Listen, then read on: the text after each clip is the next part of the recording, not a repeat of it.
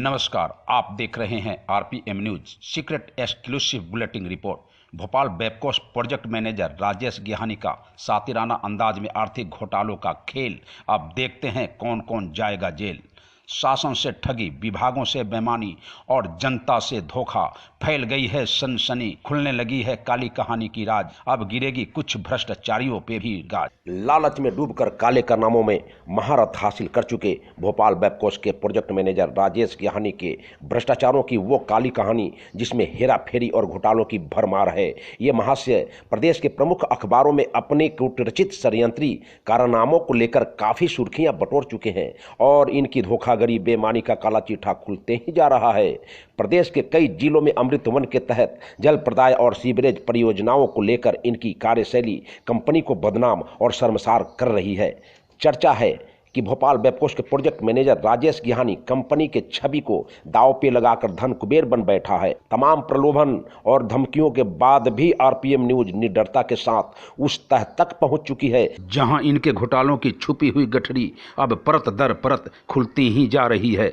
हमें हाथ लगे हैं वो सुराग जिसमें कई चौंकाने वाली और हैरान करने वाले तथ्य सामने आए हैं, जिसे हम दिखाने जा रहे हैं ताकि गिहानी का चेहरा बेनकाब हो सके।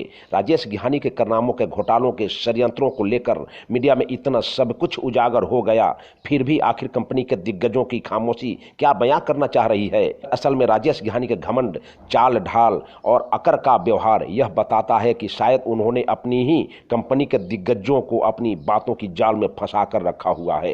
बात चाहे अपने जूनियर को खुलेआम गाली बकने की हो, जानबूझ के गाली सुनने के काम करते मैं बता रहा हूँ, फिर बोलते हो तुम्हारे चक्कर में हमें भी सुननी पड़ती है। हेलो, हाँ सर, सो रहा था क्या तू? अरे गाली वाली मत दिया करो, मैं नहीं हूँ। या बेबकोस के सीनियर सीईडी अमन शर्मा की अपशब्द बोलने की हो। तो दे देता हूँ मैं, मुझे क्या फर्क पड़ता है सर। आप तो बोलो मैं कल ही पेमेंट कर देता हूँ चालू का। या किसी अधिकारी को इनका यह कहना कि आप तो बोलो कल ही पेमेंट करा देता हूँ। वो तो मैं वैसे ही उससे नहीं करता हूँ, तो अमन शर्मा खुद तो पता है साले को, मैं नहीं करता उससे। या फिर विभाग के ईएनसी पर टिप्पणी करने की हो। पानी तुम्हें लगता है क्या, जब जहाँ मर रहे होंगे ना तो पहले मार देगा वो तुम्हें। जितना सीधा समझते उतना सीधा नहीं है वो आदमी। हमारे संवाददाता ने जब बेबकोस के सीईडी अमन शर्मा से बात की तो उनका वर्जन सुनिए। आरपीएम न्यूज से बोल रहा हूँ। राजेश गिहानी के कुछ काले कारनामों की खबरें आप तक पहुंची है और पूरे प्रदेश के और मुझे आइडिया नहीं है। मैं ये सब चीजें मैं ये प्रोजेक्ट देखता नहीं हूँ, मेरे को आइडिया नहीं है। एक्चुअल में आपके नाम मुझे मेरा नाम लिखा होगा, मैं वो प्रोजेक्ट देखता नहीं हूँ, तो मेरे पास कोई कहने को कुछ नहीं है। वो तो नाम पता नहीं किसने गलती से लिख दिया होगा, ऐसी न्यूज देते हैं ना कौन प्रोजेक्ट। एक्चुअल में उनसे बात हुई तो उन्होंने ये नंबर दिया और उनसे बात कीजिए आप। तो वो उसने कुछ कह दिया, मैं नहीं देख रहा हूँ प्रोजेक्ट, तो आप प्लीज मुझे इस समय मैं नहीं देख रहा हूँ प्रोजेक्ट सर। सॉरी। बंद केबिन में बन गया है भ्रष्टाचार का कुरुक्षेत्र, जिसमें राजेश गिहानी के दुर्योधन गिरी में झूठ और लूट है। अपने ही ऑफिस में बाहर से ताला लगवाकर घंटों अंदर बैठकर ये क्या छुपाना चाहते हैं।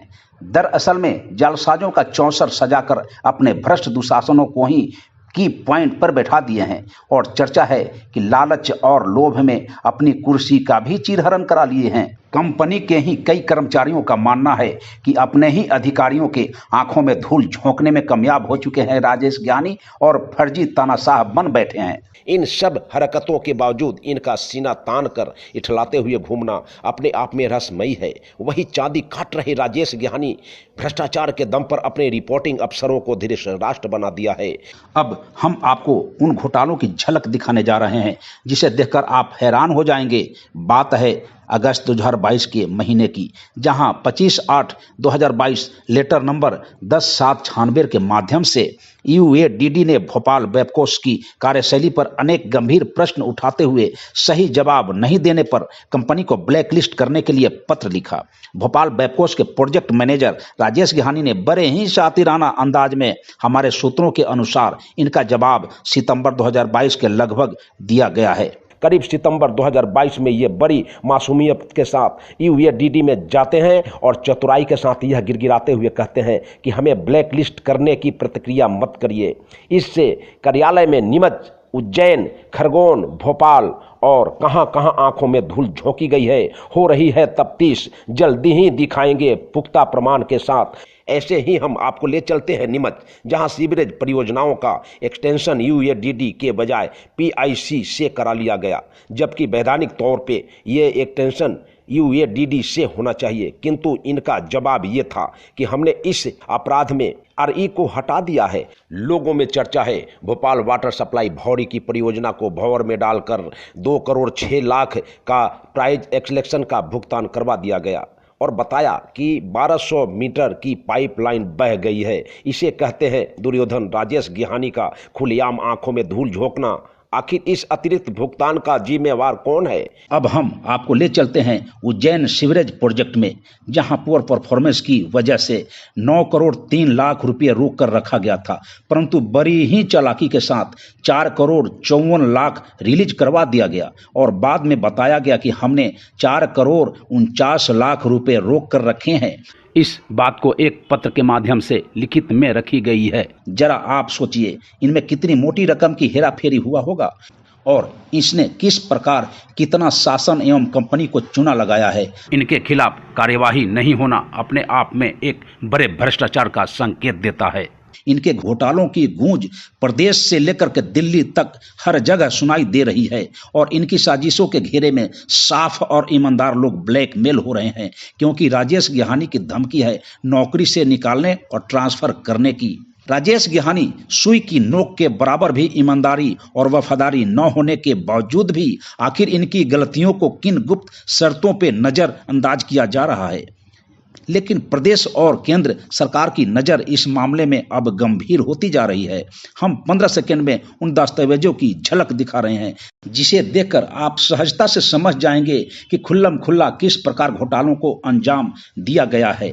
सबको मालूम है कि बैपकोस में 4-5 गाड़ियां किनकी चल रही हैं, इनमें फाइनेंस किसका है, अमृत वन के एसेट्स में कितनी बड़ी हेराफेरी हुई है। यूएडीडी के एक वरिष्ठ अधिकारी ने एसेट्स को 15 दिन के भीतर जमा करने को लेकर इन्हें एक पत्र लिखा है, परंतु आज तक उन्होंने एसेट्स को जमा नहीं किया, क्योंकि इनमें से कई एसेट्स का अता पता ही नहीं है। मान लीजिए गिहानी एसेट्स जमा कर भी दिए, परंतु लैपटॉप से शासन का प्लान और प्रोजेक्ट डिजाइन तो लीक हो ही चुका है। इसका जवाब कौन देगा? ये बड़े ही सीक्रेट क्राइम है और ये जांच का विषय है। दिल्ली में इंटरनेशनल टीवी प्रेस कॉन्फ्रेंस की तैयारी है। हम उस शख्स का भी नाम भी जल्द ही उजागर करेंगे जिसका संरक्षण राजेश गिहानी को प्राप्त है। सूत्र बताते हैं कि विभिन्न परियोजनाओं में इनकी भ्रष्टाचारी कार्यशैली के कारण पानी का इंतजार कर रही जनता, किसानों की खेती में हुआ नुकसान और संबंधित विभाग को चूना लगाने के बाद भी इनके घोटालों का सिलसिला जारी है। लोभ लालच में ठेकेदारों को परेशान करना इनकी आम आदत बन गई है। कई विभाग इनके व्यवहार के कारण कंपनी को ब्लैक लिस्ट करना चाहते हैं। नोटिस भी मिल चुके हैं। विधानसभा में भी कंपनी को लेकर प्रश्न उठाने की चर्चा सामने आई है। कई विभाग परियोजनाओं में हुई हानि को लेकर कंपनी से वसूली भी करना चाहती है। कर्मचारियों को सैलरी को लेकर, मेडिकल बिल में हुए एडजस्ट को लेकर और कई बिलों को सेटलमेंट को लेकर आरपीएम न्यूज तह तक जाकर खंगाल रहा है उन रहस्यों को जिसमें छुपा है भ्रष्टाचारों का राज। सब जुर्मों की कहानी को हम आपको अगले एपिसोड में जल्द ही दिखाएंगे। देखते रहिए आरपीएम न्यूज। जय हिंद।